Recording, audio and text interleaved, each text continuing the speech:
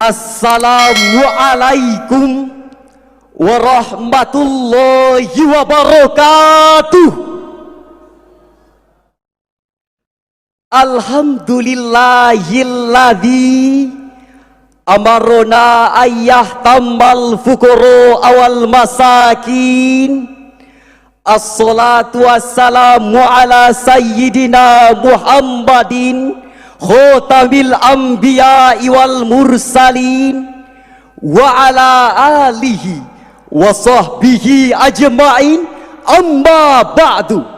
Dewan Hakim yang kami muliakan, hadirin sebangsa dan setanah air yang kami banggakan, di tengah kondisi ekonomi yang masih lemah, di mana kondisi masyarakat bawah semakin susah, resah, gelisah, nafas pun terengah-engah dan tidak sedikit yang sudah mulai menyerah, kita justru dibuat takjub dengan data yang disampaikan oleh Badan Amil Zakat Nasional yang mengatakan bahawa potensi zakat, infak dan sedekah di Indonesia mencapai 500 triliun rupiah. 327 triliun dari potensi zakat dan 187 triliun dari potensi wakaf. Potensi ini, hadirin, setara dengan 25% dari capaian APBN tahun 2021 di negeri tercinta kita,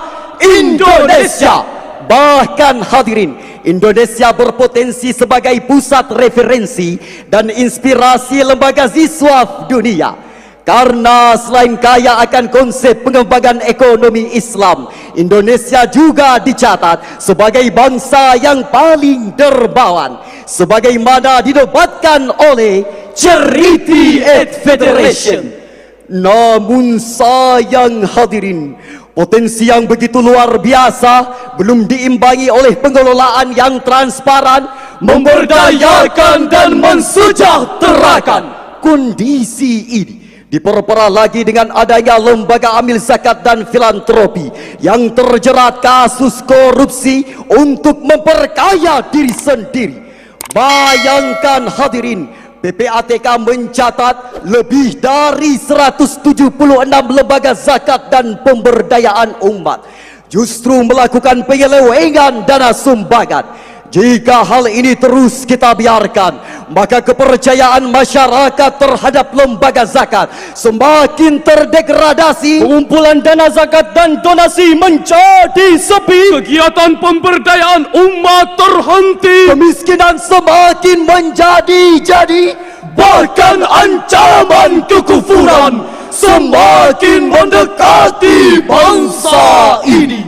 Betul, kadal fakru ayyakuna kufra, na'udzubillahi min dzalik.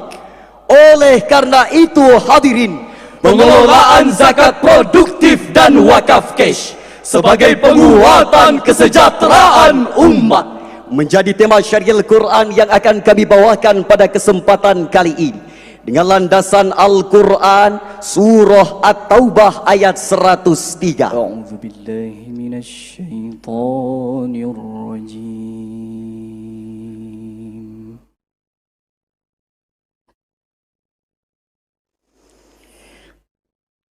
Bismillahirrahmanirrahim.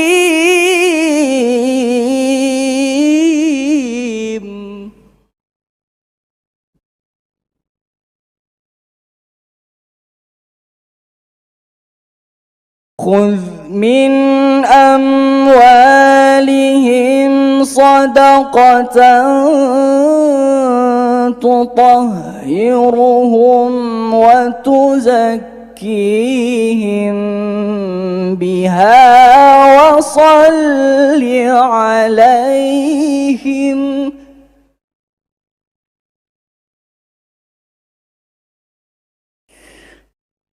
Inna salataka sakanun lahum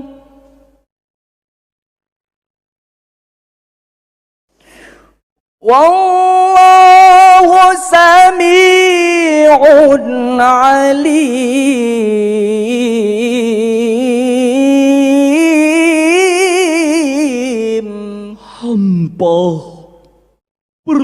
berlindung di bawah kekuasaan-Mu ya Allah dari usikan setan yang terkutuk. Dengan menyebut nama-Mu ya Allah yang Maha Pengasih lagi Maha Penyayang, ambillah zakat dari sebagian harta mereka. Dengan zakat itu kamu dapat membersihkan dan mensucikan jiwa mereka. Dan berdoalah untuk mereka. Sesungguhnya doamu itu dapat menjadi ketentraman jiwa bagi mereka. Dan Allah Maha mendengar lagi Maha mengetahui. Dewan Hakim yang mulia, hadirin yang berbahagia, asbabun nuzul ayat tadi berkenaan dengan permohonan Abu Lubabah beserta kedua sahabatnya yang mendatangi Rasulullah sallallahu alaihi wasallam untuk memohonkan ampunan dan dihapuskan segala dosa dan kesalahan dengan menyumbangkan harta mereka. Namun ketika itu Rasulullah menolaknya dan mengatakan, "Ma umirtu an akhadha min amwalikum syai'a." Aku tidak diperintahkan untuk mengambil harta kalian. Kemudian Allah menurunkan ayat ini. Demikian penjelasan Ibnu Jarir At-Tabari dalam kitabnya Tafsirut Tabari, Jami'ul Bayani an Ta'wili Ayil Quran, jilid ke-11 halaman 659 baris kelima bagian bawah. Dalam perspektif ilmu ma'ani, dalam ayat tadi Allah menggunakan kalam insya' tolabi dengan sirat fi'lul amr. Artinya Allah subhanahu wa ta'ala menuntut Rasulnya agar mengambil zakat sebagai sarana mensucikan diri dan harta mereka. Melalui ayat ini pula Allah mengisyaratkan pentingnya pengelolaan dana zakat secara profesional, proporsional dan optimal untuk kepentingan dan kesejahteraan umat seluas-luasnya. Hal ini sebagaimana dalam lagu Umi Elvi Sukaisi berjudul Pecah Seribu yang telah kami ubah liriknya. Ayo zakat, Wakaf zakat, berwakaf berzakat, wakaf zakat, wakaf zakat. ayo zakat. Zakat bersihkan harta dan juga jiwa, riang gembira jadi agnia, hidup damai sejahtera selamanya. Setuju hadirin? Dengan demikian, zakat memiliki peran strategis dalam mengentaskan kemiskinan. Karena zakat merupakan rukun Islam yang merefleksikan rasa syukur dan tekad agar mensucikan manusia dari kemiskinan dan dosa dengan menyalurkan sebagian harta kekayaannya melalui visi persaudaraan. Demikian ungkapan Yulizar Desanrego dalam buku Fikih Pemberdayaan halaman 181. Alhamdulillah hadirin, secara umum upaya pemberdayaan masyarakat sudah banyak diupayakan untuk mewujudkan kesejahteraan. Namun sayang seribu sayang, fakta di lapangan menunjukkan bahwa angka kemiskinan terus melambung tinggi, kelaparan masih menghantui, gelandangan dan pengemis semakin marak kita temui, bahkan banyak bayi-bayi yang mati karena kekurangan gizi. Dan tak jarang hadirin, kemiskinan menimbulkan frustasi hingga berujung bunuh diri. Sallallahu ala Muhammad. Wahai sang penguasa dan orang-orang kaya, Tidakkah engkau lihat Sallallahu begitu banyak derita, banyak orang miskin yang bermandikan air mata. Ya Habib, Mereka mencari, merasakan hidup yang semakin sulit. Sedangkan Ya perutmu buncit dan berdui.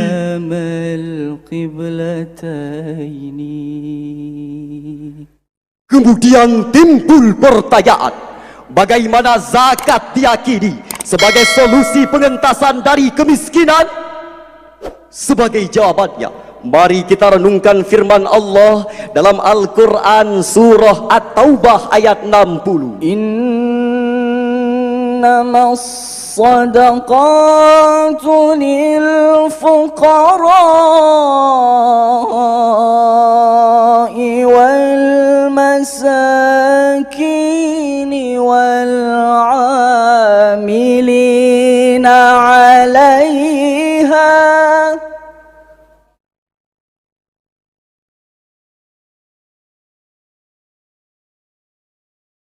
والعاملين عليها والمؤلفة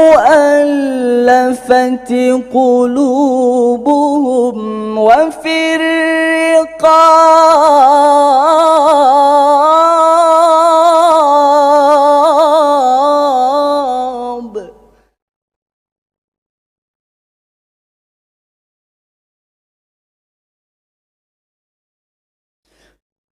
وفي الرقاب والغارمين وفي سبيل الله وابن السبيل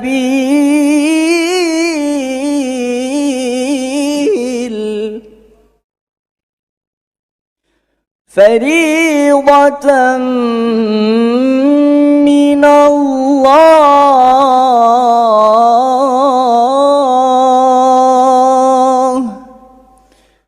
والله عليم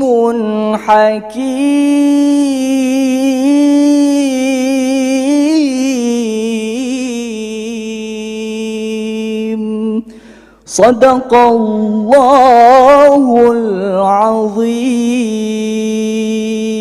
Sesungguhnya zakat-zakat itu hanyalah untuk orang-orang fakir, orang-orang miskin, amil-amil zakat yang di pucuk hatinya, untuk memerdekakan budak, untuk membebaskan orang yang berutang di jalan Allah, dan untuk orang yang dalam perjalanan sebagai kewajiban dari Allah.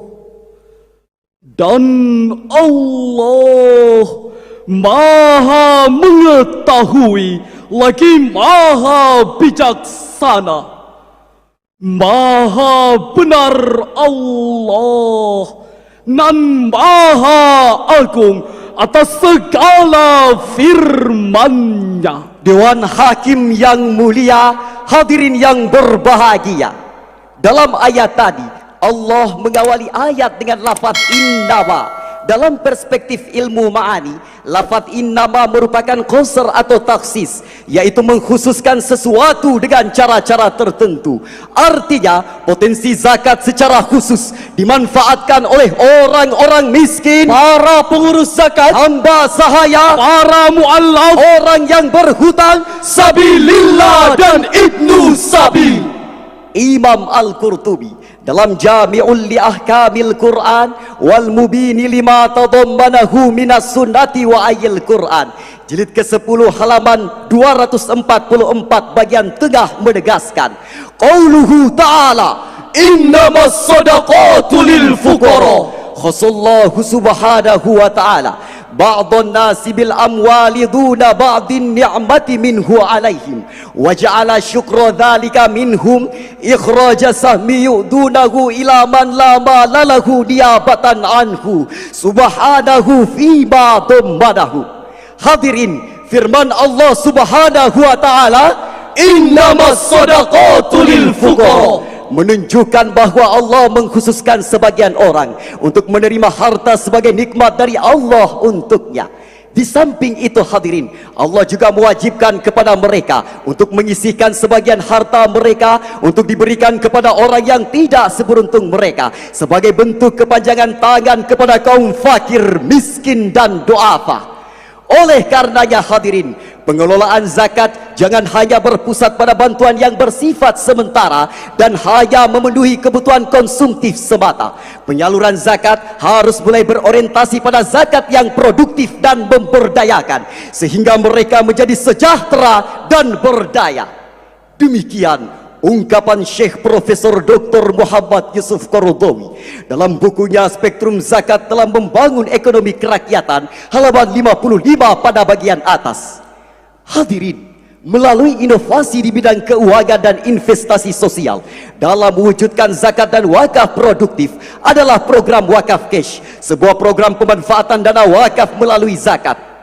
Melalui inovasi ini hadirin, setidaknya ada 3 dampak positif yang bisa dirasakan. Pertama, pemerintah mendapatkan dana yang bebas bunga dan terlepas dari jeratan utang. Kedua, Keuntungan investasi sebagai income retribution untuk mewujudkan kesejahteraan. dan yang ketiga, Wujudnya stabilitas keuangan nasional, Pesatnya pembangunan tumbuhnya pertumbuhan ekonomi nasional yang bermuara pada kesejahteraan. Demikian kutipan dalam tajuk Cash Wakaf and Innovative Instrument for Economic Development dalam Jurnal International Review of Social Science and Humanity tahun 2013 volume 6 halaman 5 sampai 7.